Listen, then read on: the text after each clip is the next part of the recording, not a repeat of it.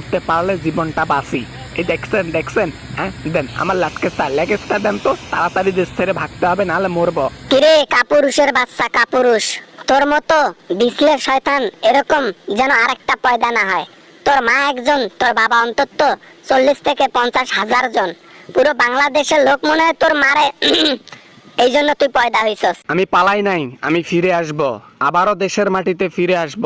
আমার দেশের মাটিতে আমার অধিকার আছে, আমি একদিন ফিরে আসব সেই পাওয়ার নিয়ে। বোঝো নাই ব্যাপারটা? খালি অপেক্ষা করো তোমরা জনগণ, আসবো আমি। বাবা ব্যারিস্টার সুমন, আসো বাবা, তুমি কাছে আসো। আবার গেইলা কেন, চলে গেইলা কেন? মরণের ভয় এত তোমার বুকের মধ্যে?